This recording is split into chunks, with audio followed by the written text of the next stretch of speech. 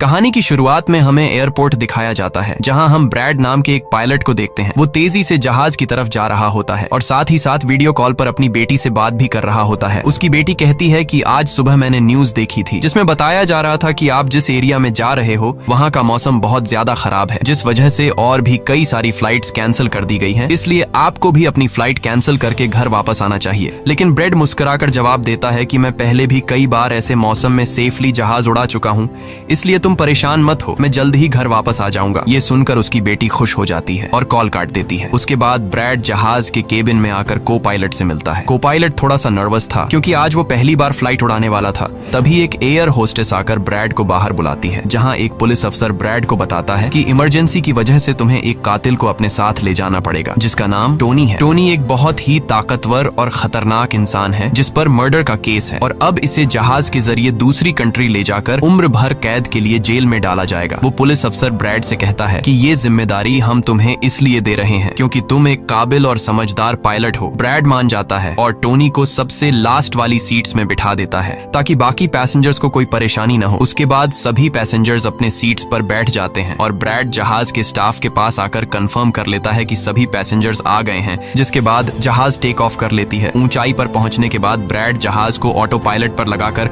को पायलट के साथ अपनी फैमिली के बारे में बातें करने लगता है।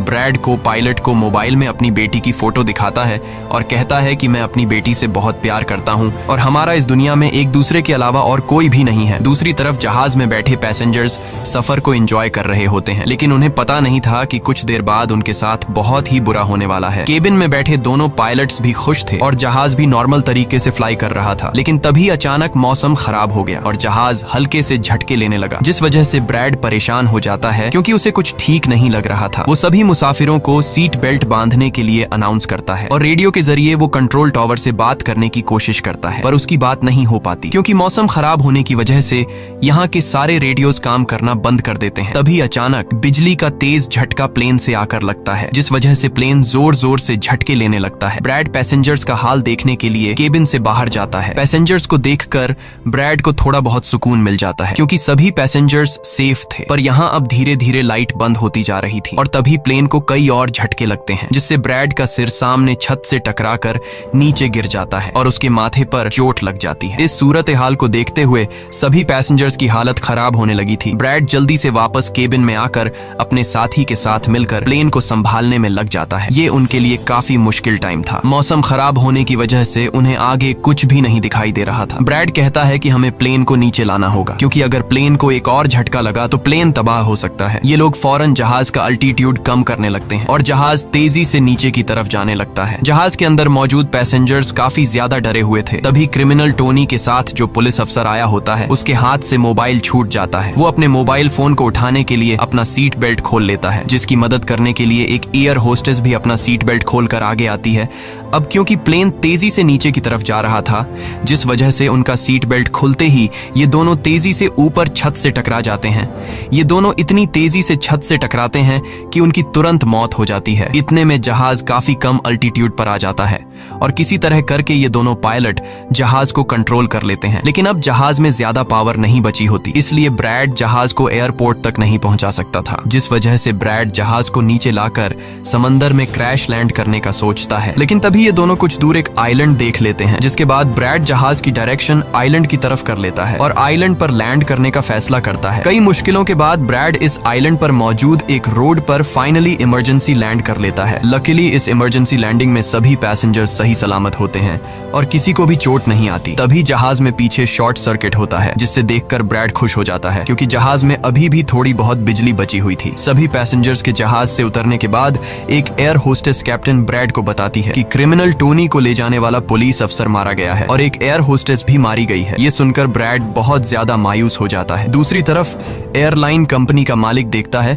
कि उसका एक जहाज अचानक गायब हो गया है क्योंकि उसने प्लेन को लैंड होते हुए नहीं देखा था और काफी देर से रेडियो खराब होने की वजह से उसका पायलट से कांटेक्ट भी नहीं हो पा रहा था। इसीलिए वो एयरलाइन कंपनी का मालिक स्कार्सडेल नाम के एक रेस्क्यू एक्सपर्ट को बुलाता है, जो ऐसे लोगों को ढूंढने का काम करता है जो मुश्किल में कहीं फंसे हुए होते हैं। एयरलाइन कंपनी का मालिक उसे कहता है कि मुझे मेरे प्लेन्स की सारी डिटेल्स चाहिए, जैसे वो कहाँ गया, उसके वर्कर्स और सभी पैसेंजर्स कहाँ हैं। जिसके बाद रेस्क्यू एक्सपर्ट अपने काम पर लग जाता है। दूसरी तरफ सारे पैसेंजर्स इस सोच में थे कि हम यहाँ क्यों उतरे हैं। ब्रैड सभी पैसेंजर्स को इकट्ठा करके समझाता है कि इमरजेंसी की वजह से हमें यहाँ उतरना पड़ा। प्लेन में अभी भी थोड़ी बहुत बिजली मौजूद है जिसे हम बाकी चीजों को ठीक कर लेंगे। तब तक आप लोग यहाँ आराम से रहें और आप लोग घबराइएगा नहीं, बहुत जल्द हम यहाँ से निकल जाएंगे। जिसके बाद ब्रैड प्लेन के पास आकर उसे ठीक करने में लग जाता है, पर वो देखता है कि जहाज में पावर काफी कम है, इसलिए उन्हें मदद का इंतजार करना होगा। ये लोग मैप निकालकर खुद ही अपनी लोकेशन देखने लगते हैं ताकि उन्हें पता चल सके कि आखिर ये लोग किस जगह पर हैं। ब्रैड का साथी को पायलट नक्शा देखकर बताता है कि हम एक प्राइवेट आइलैंड पर फंसे हुए हैं। ये जगह बहुत ही खतरनाक है। यहाँ पर ऐसे लोग हैं जो किसी सरकार या गवर्नमेंट की बात नहीं मानते। अगर इन लोगों ने हमें पकड़ लिया तो हमारी जान खतरे में पड़ सकती है और हमारी गवर्नमेंट भी हमें नहीं बचा पाएगी। ये सुनकर ब्रैड कहता है कि अब कहीं से भी करके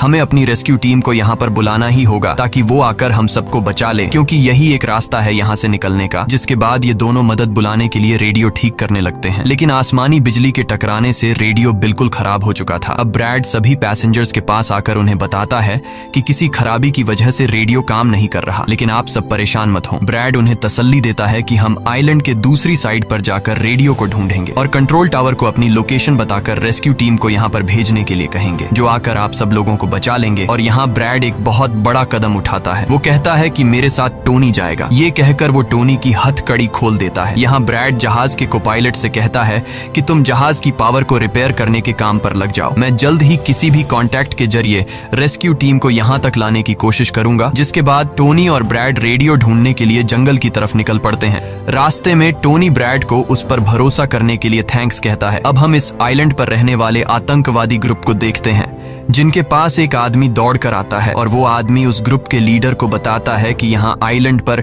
एक प्लेन आकर रुका है इमरजेंसी की वजह से और उसके अंदर बहुत सारे लोग हैं जो अलग अलग कंट्रीज से हैं। ये सुनकर ग्रुप का लीडर उस आदमी को कुछ पैसे देता है और ग्रुप का लीडर अपनी टीम से तैयार होने को कहता है। आइलैंड के जंगल में ब्रैड और टोनी आगे बढ़ रहे होते हैं। टोनी ब्रैड से पूछता है कि तुमने मुझे आजाद क्यों किया और अब मुझे कहाँ लेकर जा रहे हो। तब ब्रैड उसे कहता है क्योंकि मैं तुम्हारी वजह से सबको खतरे में नहीं डाल सकता और यहाँ एक खतरनाक आतंकवादी ग्रुप है जिसका मेरे साथ मिलकर तुम्हें सामना करना है। तब टोनी ब्रैड से कहता है कि मैं एक मिलिट्री बैकग्राउंड से हूँ और मैं यूएस मिलिट्री में कई साल ड्यूटी कर चुका हूँ। कुछ ही देर में पीछे से टोनी की आवाज आनी बंद हो जाती है। जब ब्रैड पीछे मुड़कर देखता है तो टोनी वहाँ नहीं था। वो ब्रैड से अपनी जान छुड़ाकर भाग चुका था और अब ब्रैड अकेले ही जंगल में आगे निकल पड़ता है। जंगल में आगे बढ़ते हुए ब्रैड एक खाली पड़ी फैक्ट्री में जाता है जहाँ वो एक टेलीफोन को ढूंढ लेता है, लेकिन वो पुराने जमाने का टेलीफोन खराब पड़ा हुआ था। जिसके बाद ब्रैड साइड पर लगे उस टेलीफोन के तार जोड़ने लगता है और टेलीफोन काम करने लग जाता है। ब्रैड जल्दी से कंपनी के हेल्पलाइन पर कॉल करता है। ब्रैड हेल्पलाइन को अपनी लोकेशन और सब कुछ बता देता है, लेकिन लाइन में कोई गड़बड़ी होने की वजह से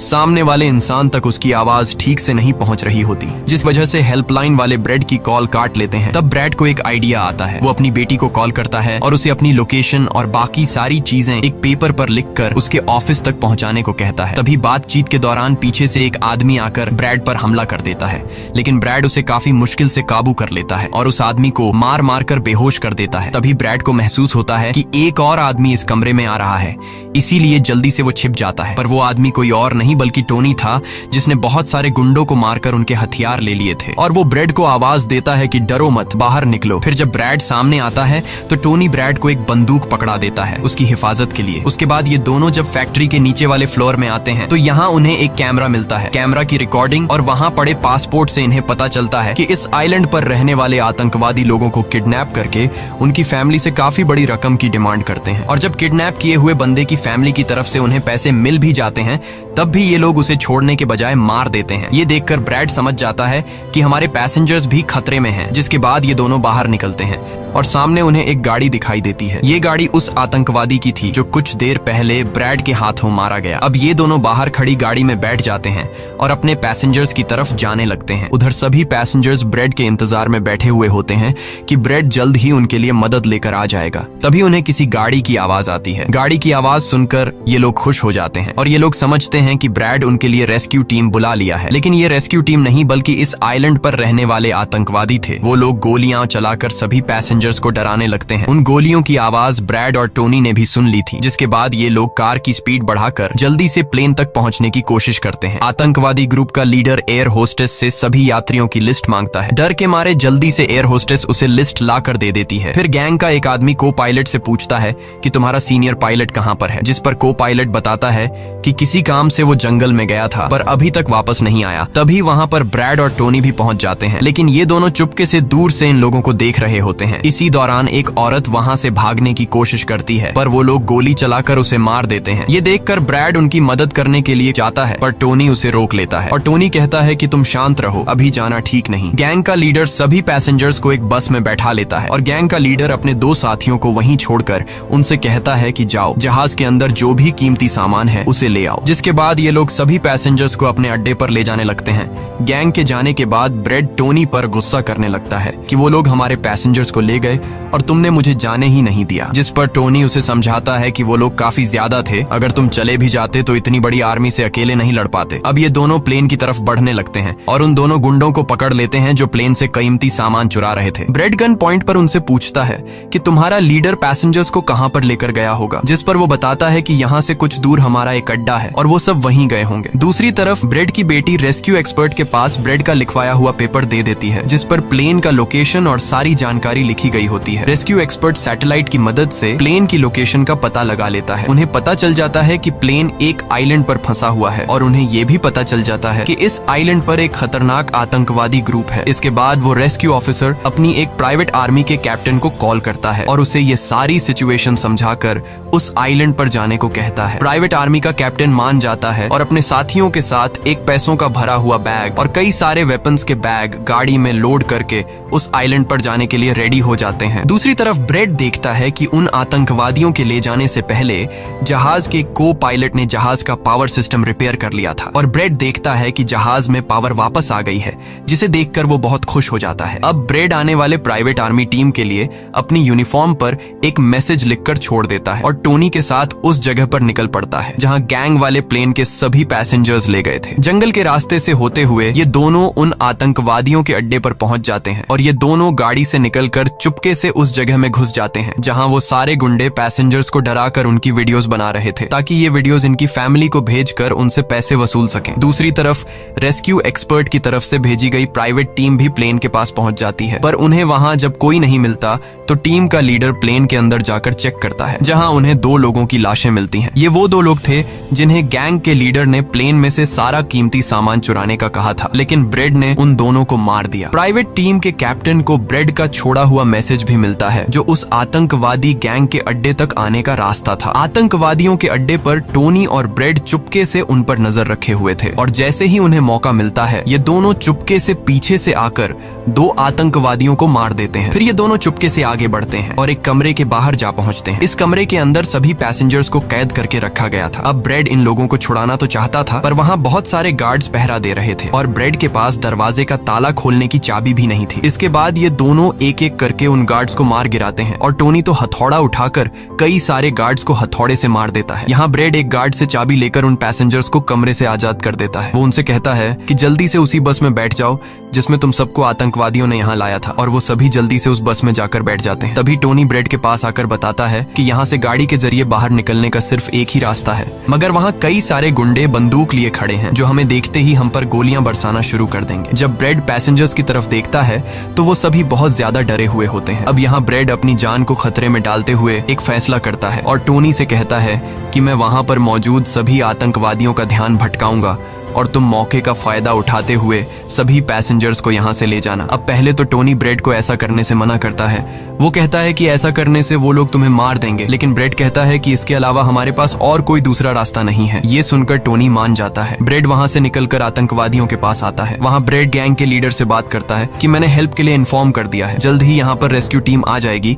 इसलिए सभी पैसेंजर्स को यहाँ से जाने दो। ये सुनकर सभी गैंग वाले ब्रेड पर हंस पड़ते हैं और ब्रेड को पीटने लग जाते हैं। गैंग का हेड कहता है कि ऐसे कैसे उसे छोड़ दूं, पैसों के बिना मैं किसी को नहीं छोड़ता। और अब जैसे ही ये लोग ब्रेड को मारने वाले होते हैं तभी वहां पर प्राइवेट रेस्क्यू टीम पहुंचकर आतंकवादियों पर हमला कर देती है और काफी देर तक गोलीबारी करने के बाद गैंग के कई सारे लोगों को मारकर वो ब्रेड को छुड़ा लेते हैं और ब्रेड को बस में उठाकर यहाँ से निकल जाते हैं। यहाँ गैंग का लीडर देखता है कि उसके कई सारे साथियों के साथ उसका छोटा भाई भी मारा गया। ये देखकर वो बहुत ज्यादा गुस्सा हो जाता है और कसम उठाकर कहता है कि वो इन लोगों में से एक को भी नहीं छोड़ेगा और सभी को चुन चुन कर मारेगा। इसके बाद वो अपनी टीम से कहता है कि जल्दी से तैयारी कर लो, हम जल्द ही इन लोगों को मारने के लिए निकलेंगे। बस में प्राइवेट टीम का कैप्टन सभी को बताता है कि हम बस 5 लोगों की छोटी सी एक प्राइवेट टीम है जो बस तुम्हें यहाँ बचाने के मिशन पर आए हैं और हम कोई रेस्क्यू टीम नहीं है। रेस्क्यू टीम को यहाँ आने में कुछ टाइम और लगेगा। ये सुनकर ब्रेड घबरा जाता है और कहता है कि हमारे पास टाइम नहीं है क्योंकि गैंग वाले जल्द ही हमारे पीछे आएंगे और हमें देखते ही मार डालेंगे। पर मेरे पास एक आइडिया है। जहाज के पास पहुंचते ही ब्रेड सभी पैसेंजर्स से कहता है कि जहाज में पावर वापस आ चुकी है, यानी अब जहाज स्टार्ट हो जाएगा और हम लोग फौरन यहाँ से निकल जाएंगे। इसलिए आप सब लोग जल्दी से जहाज में बैठ जाओ क्योंकि हम रेस्क्यू टीम का इंतजार नहीं कर सकते। उन्हें यहाँ आने में वक्त लगेगा और अगर हम यहाँ रुके